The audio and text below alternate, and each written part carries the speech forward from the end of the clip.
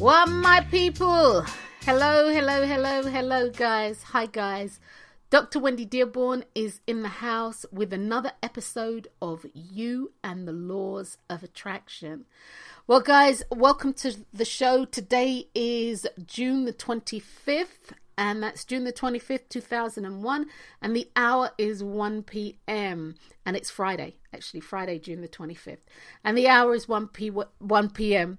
My name's Dr. Wendy Dearborne, and I am going to be your host for the next 60 minutes. So welcome to the show, guys. I'm so glad that you're here. We've got a packed show today. It's packed. I'm going to try to get in as much information as I can within the next 60 minutes, and actually 59 and counting. So I'm going to try and get as much information as I can within this hour. This is part 2 of the Universal Laws, What You Need to Know series. And again, this is part 2.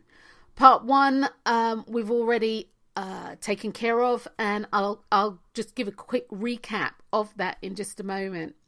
But what I'd like to say is this. First of all, let me say, guys, how are you guys doing? Really, how are you doing? I hope everything's going well in your world, and I'm hoping for you that everything that you are wanting is manifesting for you in the way in which you want it to. Yeah? And that's my hope for myself too. So the same thing that I'm hoping for me is what I'm hoping for you. That being said, who am I? I am a choice expert, a choice and universal laws of attraction expert and coach.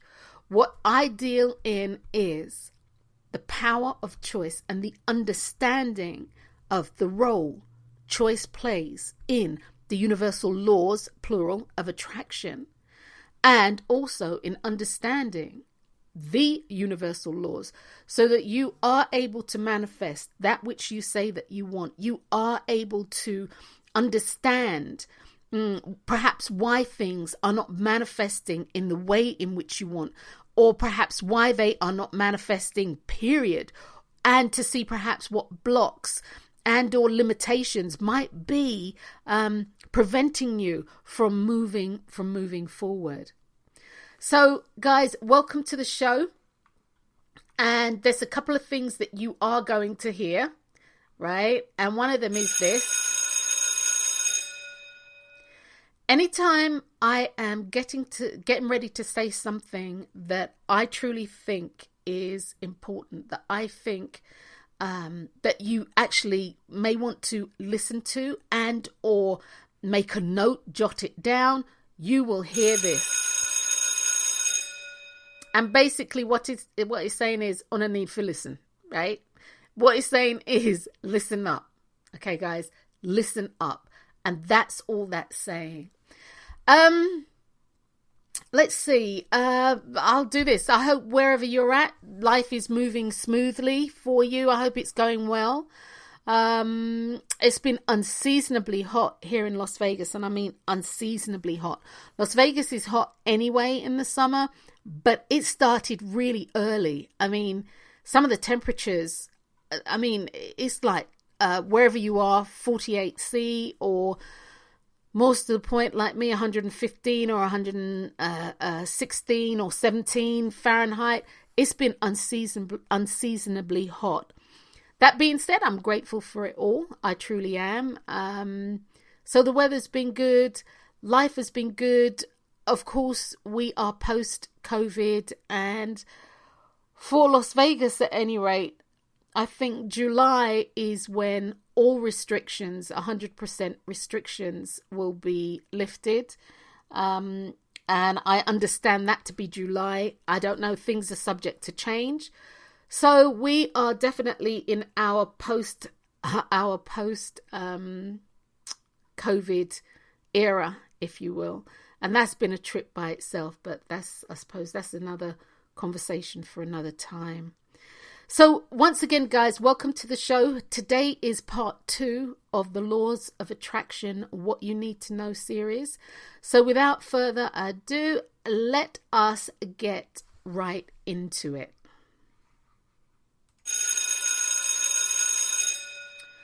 Okay, guys, in part 1, we spoke about the universal law of abundance. In part 2, we spoke about the universal law of abundance. That's part 1. We spoke of the universal law of acceptance, the law of action, the law of attraction, the law of balance, the law of belief, the law of choice and free will, the law of command, which I'm going to go over again, and we're going to pick it up from there, the law of command, because a couple of these I've actually tightened them up a little bit. As I was reading, I was like, it was too ambiguous, a little bit too abstract. So a couple of these I've actually tightened up. So before we jump off into it per se, okay, there goes the bell. Before we jump off into it, one of the things I want to say to you is this. The universal law of choice and or free will, it is everything in regard to manifesting. And this is manifesting whether you are in this earthly plane and or not, guys. This is why choice is so important. Choice is everything. Choice is actually a binding and irrevocable contract. That means you can't say no, tear that contract up. That's not how that works.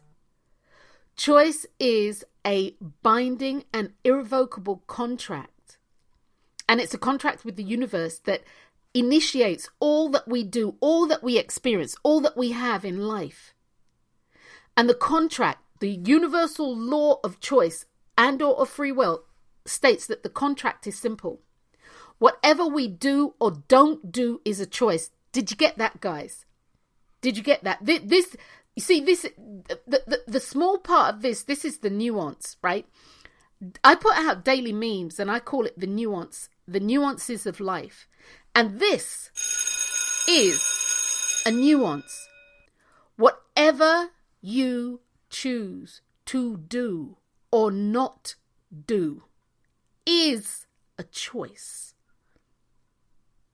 So whatever you're doing in life, you are making choices. Whatever you do. And for me, this is so important. But anyway, the contractual agreement states that we are bound by ownership, responsibility, and of course, accountability for what we do and or don't do. Nobody gets a hall pass on that. Okay. The other thing is the universal law of attraction. And I'm not going to go down that rabbit hole, or I'm going to try not to go down that rabbit hole, because we've been sold a bill of goods that is slightly, or not slightly, it's erroneous. And God bless it, because it did what it needed to do at the time. And that was to get people's attention. But the understanding is it's the universal laws, plural, of attraction, and not the universal law. The universal law of attraction is a part of the universal laws, plural, of attraction. The universal law of attraction is a binding force. Understand me, guys. It binds you. It binds you. And it's a binding force that once you have made a choice, it's yours. It's irrevocable. You can't get away from it. So the universal law of attraction is an organizational binding force. And the function of this law is to bind together other laws that create an intentional stream of consciousness that then transmits to the point of creation through your subconscious, but we'll get to that today, and aids in the manifestation process, or aids in you manifesting whatever it is that you have chosen to experience in this life. The law of attraction actually works in tandem with the law of magnetism and several other laws. The law of attraction, the law of action, and things like this. Most of the laws that I'm speaking to you about, they truly are pillars. Some of them really are the underpinning of you manifesting, and some of them truly are the underpinning, and some of them act as a supporting role. But without the supporting role, it doesn't matter what the underpinning does for the pillar. It's not going to stand for long. So anyway, I want to say the law of command, because I'm doing this alphabetically. And so we got to the law of command, but I want to readdress the law of command. So if I actually covered it in the last one, because I didn't actually listen, I was going to listen and I didn't actually listen. But if I covered it in the last one, you need to listen to today's revision. So listen up, guys. Yeah. The universal law of command. This is when you consciously choose to use your spoken word with the backing and authority to invoke the law of action. This law works in tandem with the law of, or the laws of, order and creation, the law of divine flow, magnetism, and imagination in specific ways. The law of command is an order and an edict. I think I'm saying the right word. I think that's right. That you have made. The law of command really translates to, I am demanding this. And as you have heard me say, if you've listened to some of my earlier work, when you demand something, it then becomes bound to you through your word. When you demand it, it becomes bound to you through your word. So that is the little revision on the universal law of command. So the law of commitment,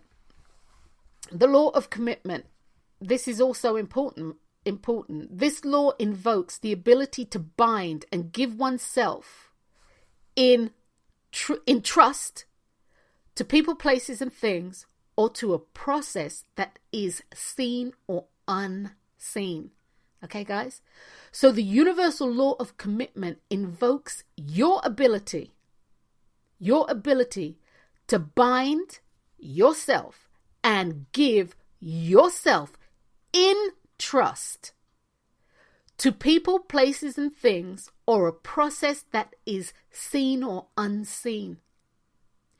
This law actually works almost seamlessly with the universal law of discipline. In the bigger picture, the universal law of commitment has the ability to expand your truth, or your truths, plural, and your beliefs. Okay?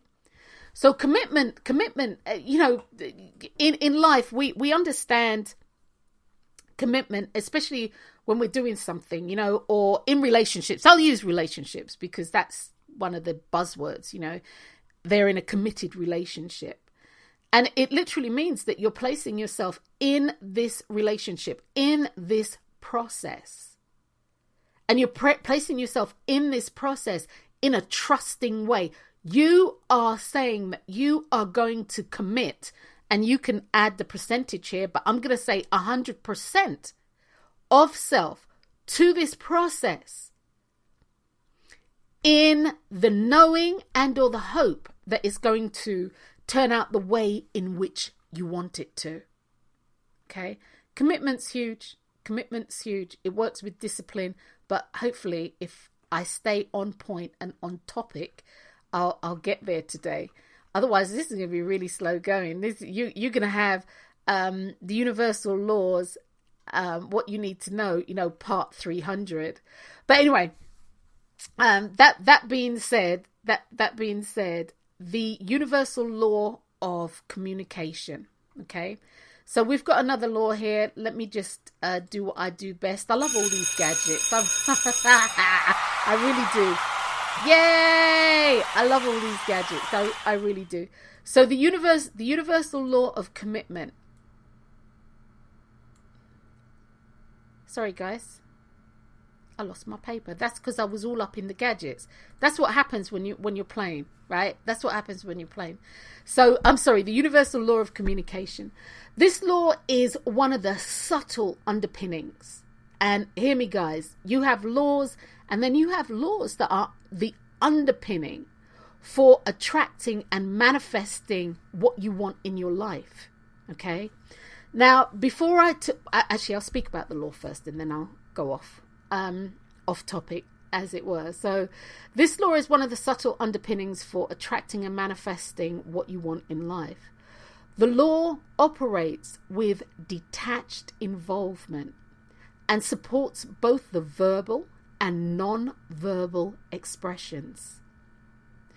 The law of communication invokes and governs the transmission of and the receiving of energy. This law works closely with the universal law of speech. Okay, so let me just break this down a little bit. Detached involvement. Now, as a choice expert, as a laws of attraction expert and coach, and an intrinsic coach, detached involvement is really when you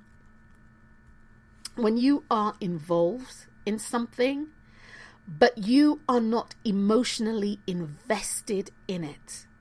Now, you might have compassion, you might have empathy and all of that jazz, but you are not emotionally invested in it.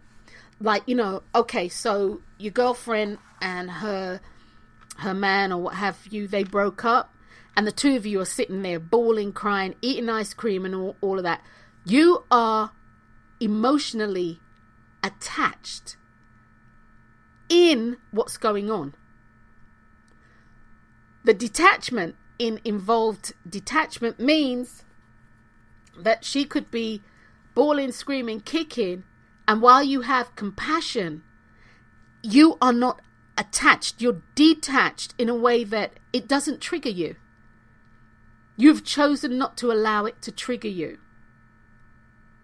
So, the universal law of communication is also about the ability to transmit, and that's transmit your thoughts and your words, if you will, and the ability to receive, and that's to receive other people's thoughts and words, other people's actions and deeds. It's all about a give and take. Communication is huge. Communication is a way in which you express yourself. So, number one, first person, you are the first person who understands explicitly what it is that you are saying, what it is that you want to communicate. And communicate is to transmit. What is it that you want to put out there? Communication is huge. Once again, number one, communication is about you being able to communicate with self. What are you actually saying to self? And then it's about being able to express what you want, being able to express what you feel, being able to send that message out. And again, communication is verbal and non-verbal. All right. Where I'm from, people would kiss them teeth. And depending on how hard, where them kiss them teeth from, it will give you a verbal expression. Actually, and sometimes a non-verbal expression, quite as it's kept, but it will give you a verbal expression. Okay? A verbal expression is no. A non-verbal expression is you shaking your head to indicate no. But it is still a form of expression.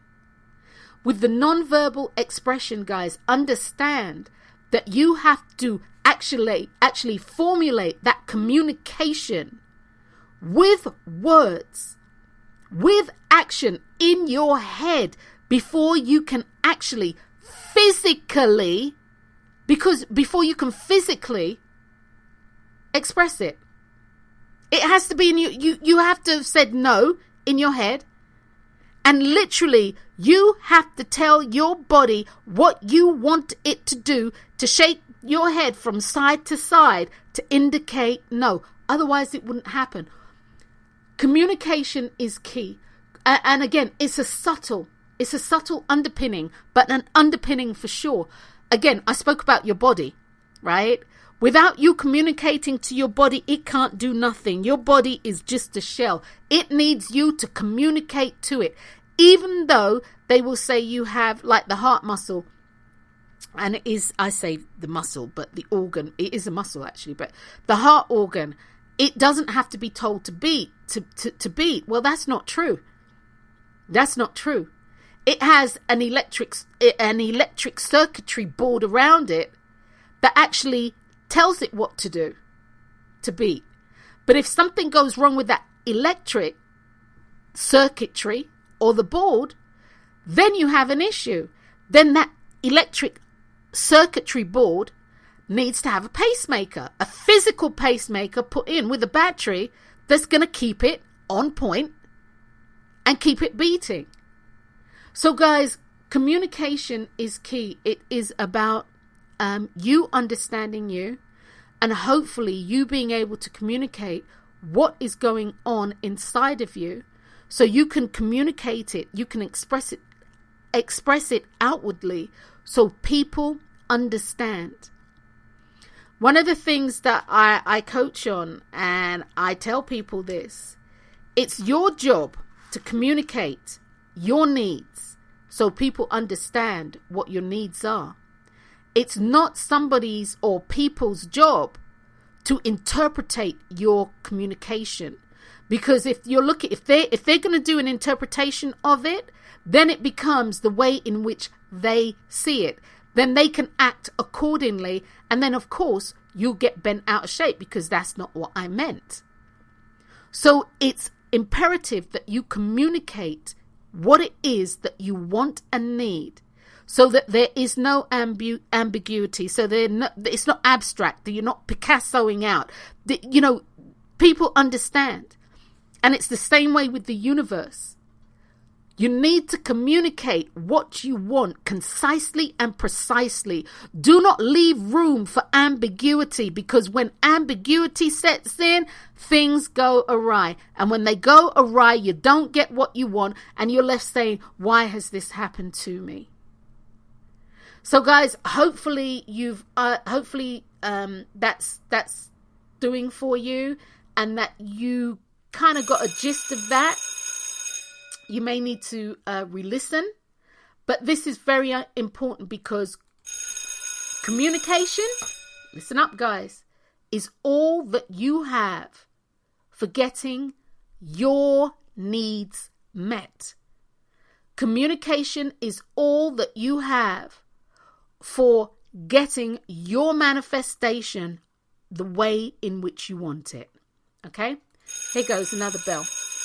Moving right along.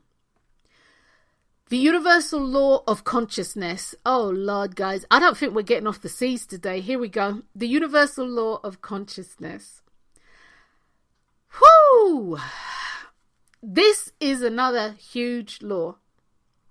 This and the Universal Law of Subconsciousness, and another huge law.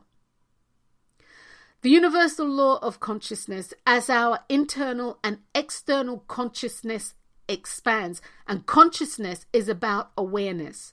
So as our internal and external consciousness expands, our awareness of opportunities and possibilities become cognizant to us. Cognizant. We have an understanding. Now, whether that understanding is right or wrong, we have an understanding. We have an awareness. We have a knowing that this is an opportunity. This is a possibility. In the past, I have done a couple of shows about the subconscious and the conscious mind. And it's really important to understand the distinction between the two. So the subconscious mind actually works in tandem with the law of discipline, the law of habit, and the law of commitment. And these laws are actually really important in if you are trying to, I'll go with the law of habit. if you are trying to change a viewpoint that you have, if you're trying to expand, and I say change, but you don't actually change anything, you expand upon it. So if you're trying to expand upon a viewpoint that you have, the universal law of habit will definitely come into play. Discipline will support you in that, and being committed to that cause, to that intention, will allow the change to come through. So it will allow your awareness of whatever it is to be in the forefront of your mind.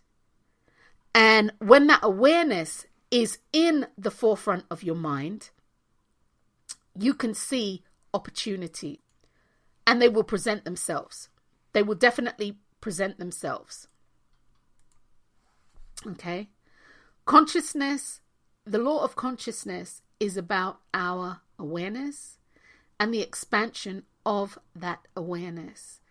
And within that awareness, what we see as opportunities, what we see as possibilities. It also has the flip side of the coin. What we see as lack and or limitations, blocks and or hurdles. It works the same way. It works the same way. So the law of consciousness is really important because, guys, if you are not consciously aware, you cannot make conscious decisions for self in the best interest of self. Now, if you remember what I said earlier, whether you do or you don't is a choice. You see, whether you're consciously aware of what you are doing and or not, you're still doing and will always be doing, because you have your conscious mind and then you have your subconscious mind. Okay? Your subconscious mind. So guys, hopefully that little explanation worked well. Okay, now let's take a look at your subconscious mind. The law of subconsciousness. Subconsciousness, the universal law of subconsciousness, governs the gateway for manifestations that take place. This is done by binding you to the truth and the belief of your word. Okay, guys, hear me clearly. Subconsciousness governs the gateway for manifestations to take place by binding you to the truth and the belief of your word. You need to believe and have the truth of something subconsciously for it to manifest.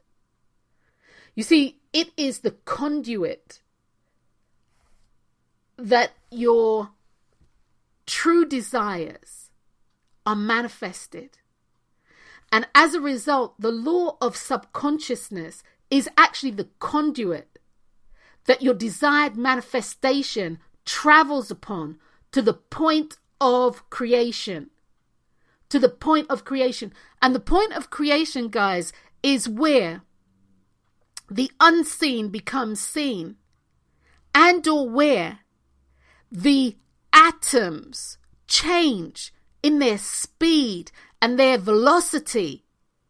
So instead of them vibrating at a rate that cannot be seen by the naked eye or cannot be felt by the human body, the atoms change in speed and velocity. And whether this is to slow them down or speed them up, I cannot say. But it changes in such a way that the physicality of it is now, you are now cognizant of the physicality of it. You can touch it, you can feel it, you can see it. Yeah? So it travels to the point of creation. This law, okay, guys, this law, and hear me clearly when I say this. This law is a major, in capitals and quotations, a major pillar in the manifestation process. This law, it doesn't judge. It doesn't ask questions. It doesn't even ask you if you're sure that this is what you want to do. In point of fact, that is your subconscious mind's, part of your subconscious mind's job. This law doesn't ask you anything. It just listens to you. It just listens to you. And it takes you at your word. Your subconscious mind binds you to your word. Whether your words are right, wrong, or indifferent, your words can be hateful, they can be loving, they can be miserable, they can be joyous, they can be negative, they can be positive. Your subconscious mind is an equal opportunist. It doesn't care. It doesn't care. Your subconscious mind binds you to your word, and the word that you believe as your truth, the words that are your belief, your subconscious mind binds you to them. Now, your subconscious mind is a facet of your mind that we, me, you, I, all of us, we're not totally and fully aware of. Your subconscious mind operates beyond your conscious mind. So your subconscious mind operates beyond our level of consciousness, but yet still, it's hooked into our conscious mind. It's hooked into our truths, our beliefs and desires. And really and truly, it's hooked into and will only operate with our truths, our beliefs and our desires. Now, our consciousness, that's a whole different story. But again, guys, look, I need to ring the bell on this one, so bear with me.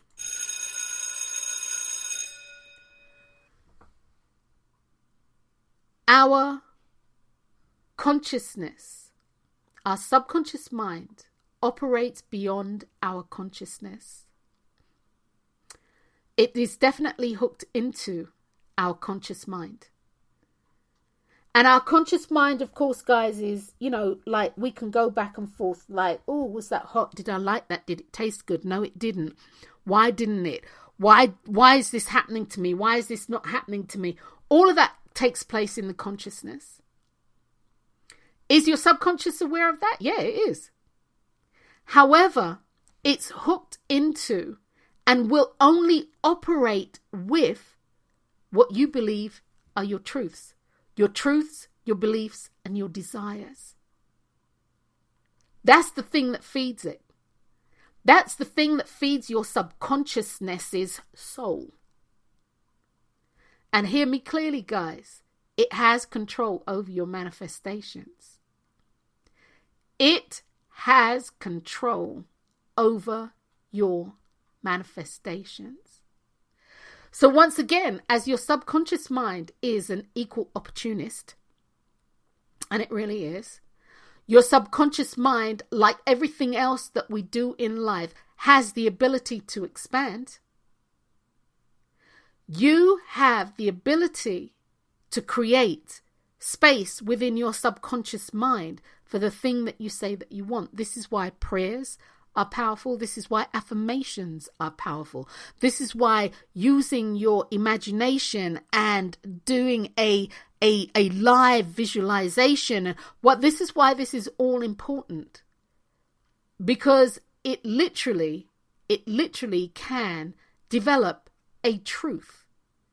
And once again, the subconscious mind will only operate with our truths, our beliefs, and our desires. And above all, guys, remember, it has control over your manifestations. So, if things aren't going right for you and you can't manifest, or your manifestations are hit and miss, You might need to clean up what you are thinking. You may need to clean up some of your habits. You may need to clean up some of your thinking. As what's his name, Jesse Farrell says, have you got stinking thinking? You might need to clear some of that up. Okay, guys. So the next law is, where are we? The law of order in creation. Whoo, Lord, we ain't never getting out of the seas today. I can see that coming.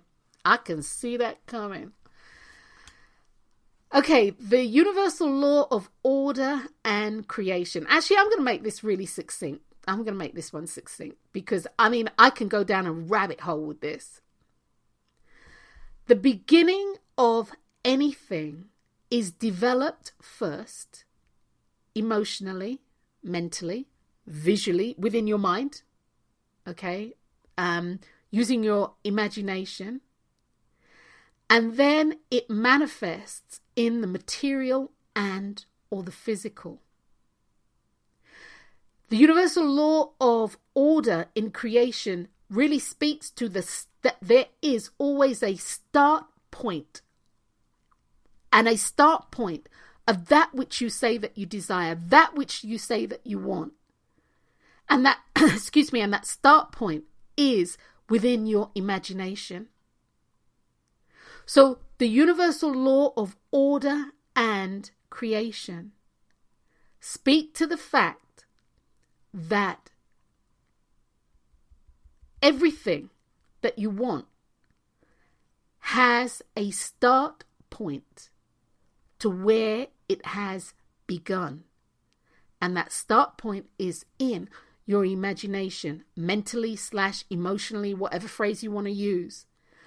And then in order for it to manifest, and of course we spoke about going to the point of creation just a while ago, in order for it to manifest and to come into the material, it has to go through certain channels. It starts in your imagination, visualization, then you give it words so you can communicate it. And once it's communicated, it's like, do you believe it? What's your truth behind this communication? Is this truly your truth? Do you believe it? Do you half believe it? Is it just something that you're not giving any energy to? You're not giving any life to. What is it that you're doing?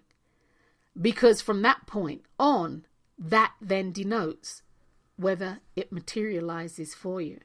But that being said, the universal law of order in creation is simply this. There's a start point, and that start point always originates in the imagination. It goes through its process, and the end result is the materialization or whatever you want coming up in the physical form. Oh, sweet God, here we go. All right. The universal law of discipline. And I would say on a personal level, this is something that I work on continuously. This law truly is another underpinning, and it is a major underpinning. And it's a major underpinning because we need it to take us from where we are now to where it is that we need to be, especially if where we are wanting to go doesn't feel, it feels right, but the process of getting there doesn't feel right. So the universal law of discipline, this law is one of the universal pillars. And again, guys, it's a universal pillar, major, in quotes, capital letters, that supports you in staying focused on your objectives. It supports you, supports me, supports us in keeping our attention on our intention. And the intention is the thing that we want to manifest. The universal law of discipline works in tandem with the universal law of commitment. And as I just alluded to or spoke on, it provides a bridge between here, that's where we are now, today, this moment, and your desired goals, which is where you want to be. You see, an affirmation or a prayer invokes both the universal law of discipline and it invokes the universal law of habit, the universal law of commitment. In the bigger picture, the universal law of discipline has the ability to expand on your truths and your beliefs.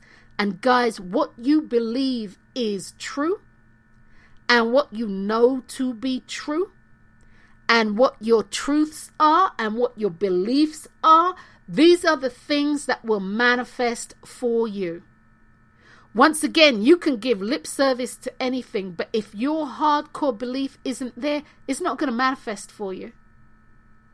Now, you don't change your truth. You don't change your belief. What you do is you actually expand upon it, or you build upon it, because you can't eradicate a truth that you've had. You can't eradicate a belief that you've had. You know, it's like cells, you know, in your body. You can't eradicate them. They're there, but you can build on them. You know, like if you don't have good muscle tone, if you exercise, you can tone whatever muscle it is that you want to tone with exercise, with discipline and exercise, and formulating a habit and being committed to the process. You can change the tonal value of that muscle and or of your body. So the universal law of discipline, once again, it is one of the major underpinnings that will support you in manifesting by assisting you in staying focused on your objectives. Okay, all right. So let's put it this way, guys. You want to manifest fill in the blank. Okay, I'm going to use money because that seems to be the general thing. But you want to you want to manifest money. You know to yourself in the bank, you don't have a dime. You know to yourself, you don't have a job. You know to yourself you don't have, and you can list 1,000 don't haves that will say that you don't and won't receive this money. You can list all your lacks, your mental lacks, all your limitations, all the obstacles, all of that jazz, right?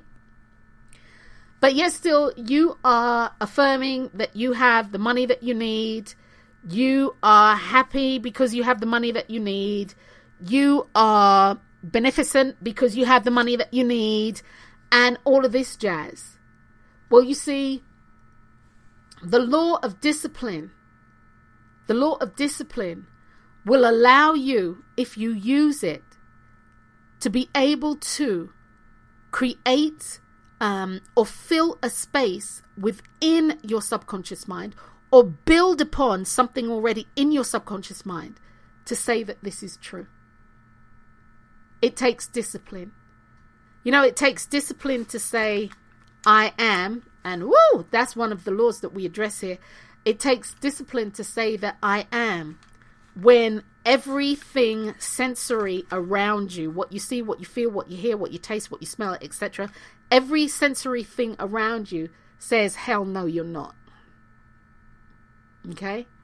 Discipline is the thing that will get you through. Okay, guys? Discipline will get you through. So let me just say this about discipline, and then I'll move on. By practicing and working with the universal law of discipline, you can expand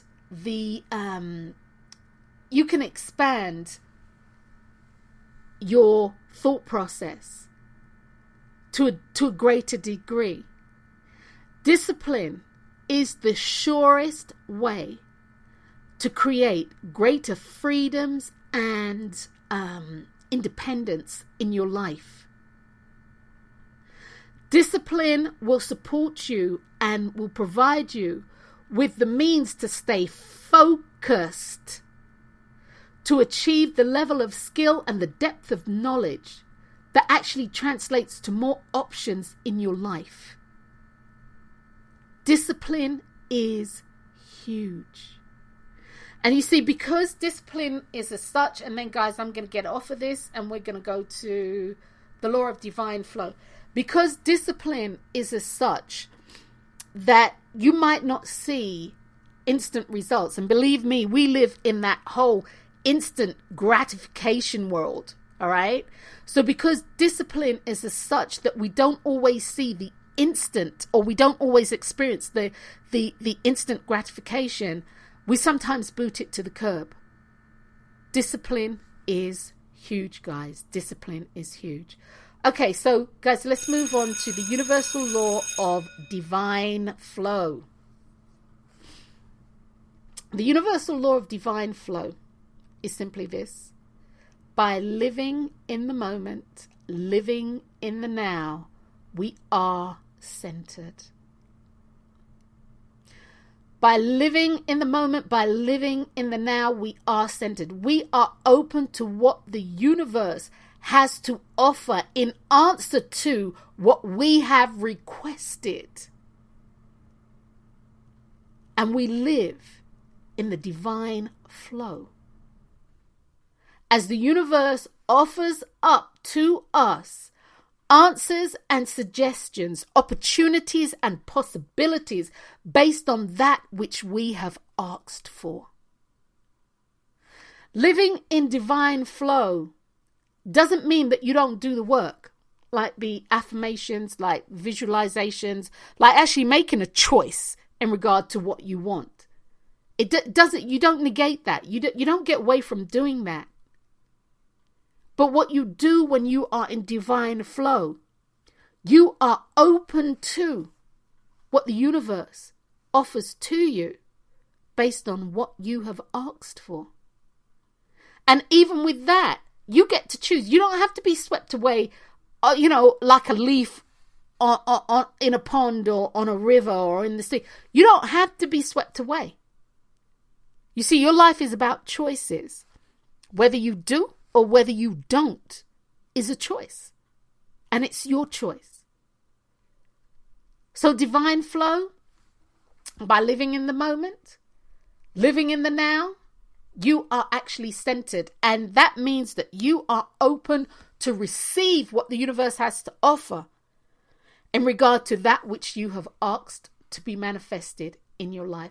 That's living in the divine flow. Now we also have, moving to the next one, let's do this here, all right, the universal law of duality. This is something I speak about a lot, okay? The universal law of duality speaks to everything and in between the poles, okay? That means that you have tones, textured vibrations. The feel, hot, cold, wet, dry. It speaks to emotions and things that are found on a linear scale. The universal law of duality actually provides us with contrast. And as I say, contrast and parallels, but it provides us with contrast so that we can make a choice. In order for you to make a choice, in order for you to make a choice, you require two or more things for your selection process. Did you know that, guys? In order to make a choice, you require two or more things so you can make a selection. Making a choice, especially on a conscious level, making a choice is about, do I like it, don't I like it? Making a choice is, will it affect me nicely, will it affect me wrongly? Once again, do I like it, don't I like it?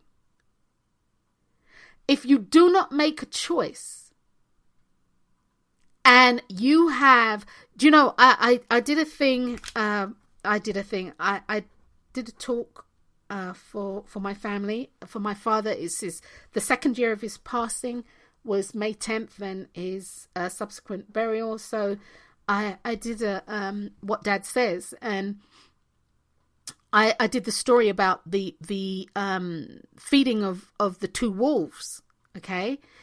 And the name of the game is that with your subconscious mind, whatever has the emotional charge, whatever is filled with, whether it be hatred, whether it be love, whether it be nervous energy, whether it be worried, whatever has the most emotional charge behind it, your subconscious mind will take that as a choice. Understand me, guys. Your subconscious mind will take that as a choice. This is why people wake up and they're like, I don't understand how this happened to me. Well, what were you thinking about? I wasn't thinking about that. Yes, I know. Yeah, you were thinking about that. You had. This is why when people come see me, they'll say stuff, and I'm like, well, that's not how that rolled out. This is how I can tell where people are at emotionally, because of how their life is manifesting. But that being said, in order for you to make a choice, you are required to have more than 2 or more things to make a selection process from, even if you are unaware of that. Duo means 2. Dual, 2 people, 2 things in close association when you talk about dual. And that's what you need to make a choice. So the universal law of duality speaks to everything in between 2 distinct poles. The tones, the textures, the vibrations, the feelings. Hot, cold, wet, dry, happy, sad, mad, glad. The whole 9 yards. Linear poles. And that's really important. That's really, really important. You have to be on top of your thought process at all times. At all times. Okay, guys? So that's duality. The universal law of duality. And so the next law is the universal law of economy of force. And let's see, what am I doing? Where am I on time? Ooh, guys, time's really running. This is what I mean. I can go down these rabbit holes. Although I think I've been really good today. I think so. But anyway, the universal law of economy of force. This law invokes the correct use of energetic power. And it's almost like, it's almost, I'm going to phrase it, it's almost like a naturally occurring autocorrect. So this law adjusts everything in the cosmos that you need for a manifestation. And that's whether it is a material or spiritual manifestation, but it adjusts everything so that it can manifest for you in the best possible advantage, and so that the correct expenditure of force, universal energy, is used. So I'm going to phrase it like this. You don't need a sledgehammer to crack a boiled egg. Okay? A teaspoon will do.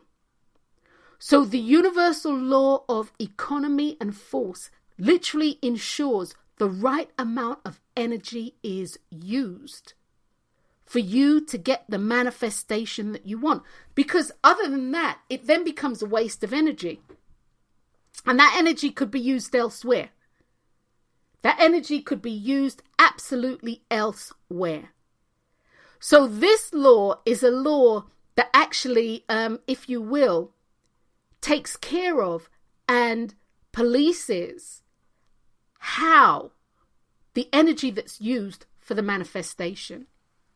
Okay, guys? Then we have the law we've got. I'm going to try and get to the F's, guys. I'm going to try and get to the F's or the G's. We might run over. I actually think we're going to run over 60 minutes today, but that's okay. So the next law is the universal law of expectation. And this law is huge. This law is huge. If you ask the universal creator, God, Allah, Muhammad, whomever your chosen deity is, if you ask the universal law or you ask God for something, I want a fur coat, I want a Maserati, I want a house, I want whatever it is, fill in the blank. And you expect a shack, you expect a little Rain Mac, you expect, a Robin Reliant or a Pinto or what have you, you're going to get what you expect. So before I get off on that rabbit hole, the universal law of expectation states that energy follows your thought. We move towards, but not beyond that which we can imagine. Okay, guys? And let me just ring the bell on that one, because listen up, guys. Listen up. We move towards, but not beyond that which we can imagine. That which we can visualize. We cannot move beyond that point. So the universal law of expectation works with you and what you believe. You see, you can put lip service. Here we go. You can put lip service to anything that you want. But if your belief system isn't there, if you don't believe it, if you really don't believe it, that means there's no expectation there for it. No true expectation. So it won't manifest. It won't manifest. The universal law keeps the law of faith. Universal law of faith, which is the next one actually, keeps the universal law of faith alive, and it fuels the universal law of belief. It keeps those things alive, and they're very, very important. They're very important. These things are so important to the manifestation of the things that you say that you want. They're so important. Okay, guys. The universal law of faith. Faith invokes within you. The universal law of faith invokes within you an unshakable and an unbreakable commitment, discipline, and confidence in the fulfillment of your desired outcome. Okay? The universal law of faith invokes within you an unshakable and unbreakable commitment, discipline, and confidence in the fulfillment of your desired outcome. This talks about your belief in the unseen becoming seen, in the intangible becoming tangible, in the ethereal becoming physical. This speaks to you having the belief that the thing that you said that you want, that isn't physically in your possession at this moment, is fulfilled within your mind because you have faith and belief that it is so. This is one of the major players, and that's major in capital letters and parenthesis. Major players in the universal or in the ability to manifest that which you say that you want. Major, absolutely major. And guys, I'm going to run over a little bit. Maybe about 5-10 minutes over. I want to actually finish the F's because, as I said, I'm going through this alphabetically. Okay. But I don't want to rush, because I feel myself gearing up to rush. I want to rush. So I'm going to finish the F's out today. So just sit back and enjoy. And hopefully it's my hope that these laws and what we are exchanging today is supporting you in some way in creating the life that you want to live. Okay, so let's go to the law of forgiveness. And I have done a lot of work on this personally, and on the website, which is being revamped at the moment.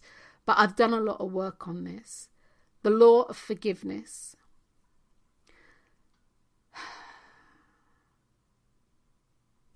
The universal law of forgiveness.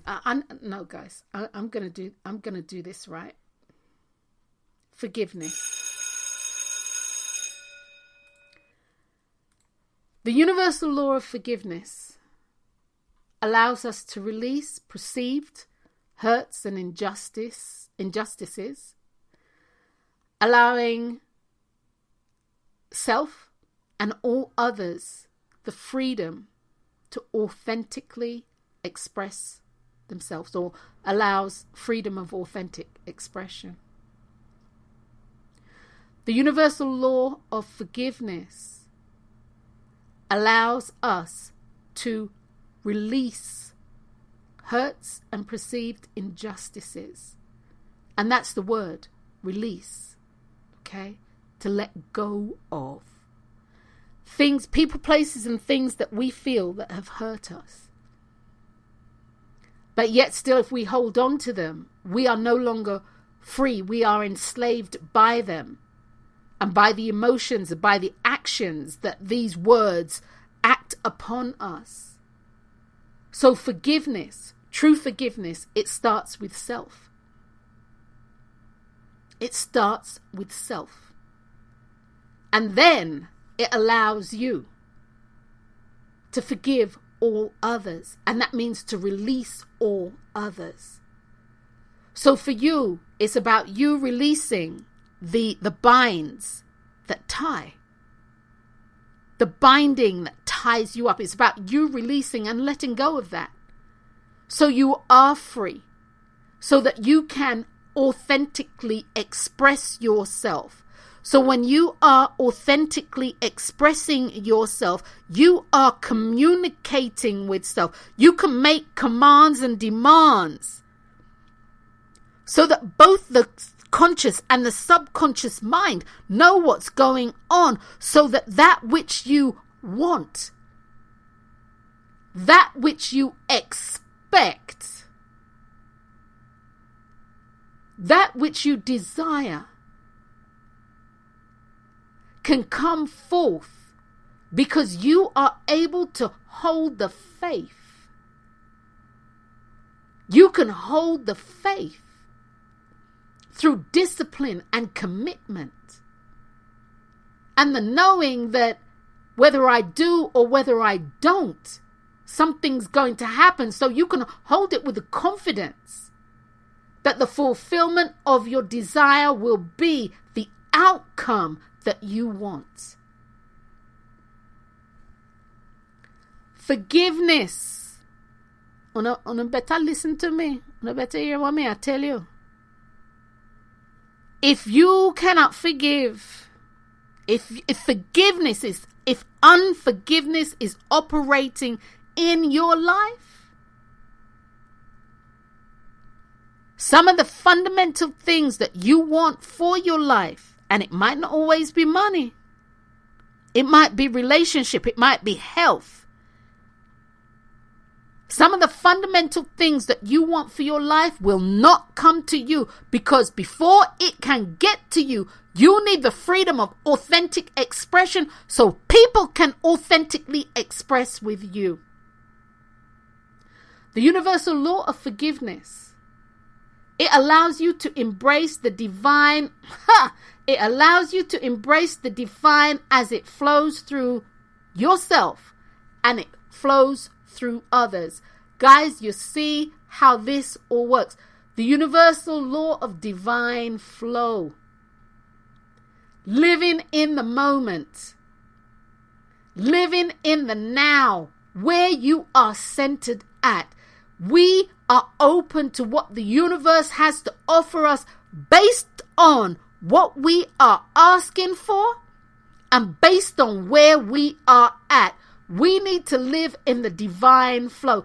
Guys, you see how all this starts stitching together? You see how all this starts stitching together? Well, guys, I'm going to leave it for here. And in the next episode, which is episode 3, we're going to kick off with the Universal Law of Flexibility. Okay? And that's huge. And this is why I decided to stop there, because that's a huge one. And we'll move forward. And you know what, guys? What I did say to myself is this. If we go to episode 100, it's all to the highest and it's all to the highest good. We'll go to episode 100. But guys, I truly hope that you have found this beneficial. Listen to it repeatedly. What's ironic is that you may find that you listen to stuff and you hear it and you don't even realize. You're like, well, I didn't hear this the first time, right? I didn't hear this the first time, but I said it. But you were open to it, so you were able to hear it. Guys, once again, I'm Dr. Wendy Dearborne, and I look forward to speaking with you and sharing with you in episode 3 of the Universal Laws, What You Need to Know. Until next time, guys, peace out. Peace.